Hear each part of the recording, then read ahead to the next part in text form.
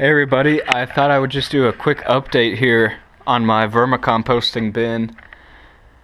It took me a while to get the worms because I had to actually have them shipped in the mail because my local bait store didn't have any of the right types of worms. But I finally got the worms, finally got the bin up and running.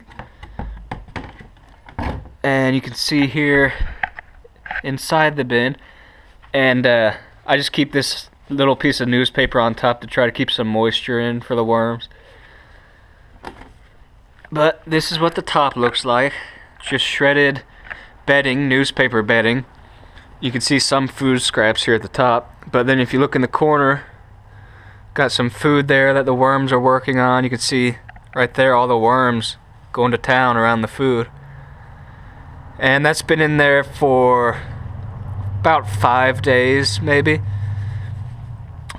And you can see over here there's no food over here yet. There's some of the bedding down there. Not a lot of worms around this side because they're all over here focused on the food. And so if you are making one of these bins and you want to add your food, the best way to do it is to add food here, let it sit for maybe a week, start moving it over here, the worms will slowly migrate, and then you just keep moving your food in a circle around the bin. And how often you do that kind of depends on how many worms you have. You kind of want to start off slow. That's what I'm doing.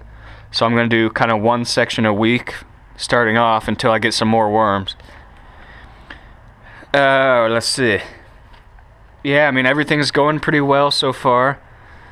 Lots of worms. If you look down here, you can see there's some dirt in there. They need the dirt. And the dirt also introduces normal bacteria to help the decomposition process. And then I also put this bedding down for the worms to stay in. They tend to like that. A couple of worms over here. But the cool thing is almost all the worms are near the food. And I think I started off with 1 pound of worms, so I'll report on how well that amount does for what I'm doing. And I also changed the setup here. Instead of using the bin I was planning on using, this one with the small holes, I used the normal bin because I figured when this bin is full of compost and I have another bin sitting on top like this, I'm gonna have to remove this bin to take the compost out, and this bin is gonna be sitting in the catch basin. So pretty much all the bins have to have the big holes in the bottom so the worms can continually migrate up, and so I can take out the compost and then just stick that bin back on top. So what I did, instead of having small holes, is now all the buckets here are going to have big holes, and I'm just lining the bottom with this towel right here, and that'll help the liquid seep through but not the worms.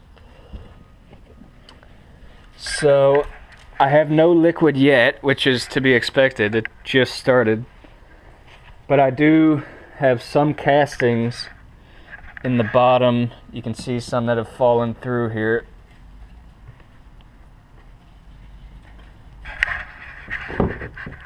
Some castings have fallen through. It might be a little too dark to see. But no liquid yet.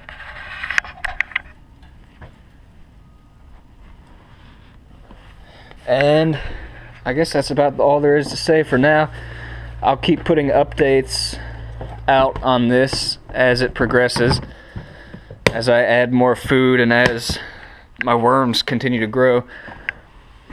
Oh yeah, one thing I will add, I have been using this light every so often because sometimes when the worms didn't have any food before they got the food, they kind of wanted to crawl around and explore. And even with this lid on, this keeps the worms down in the bedding at least. Okay, I will update later. Oh yeah, I should also say this video is being shot with my new GoPro camera, so I'm kind of going to see how that works out for normal videos like this. Should be cool for action videos and hiking and stuff. But I also kind of want to use it for these just around the house videos. So if you have any feedback on that, just let me know. and I will make some more videos soon.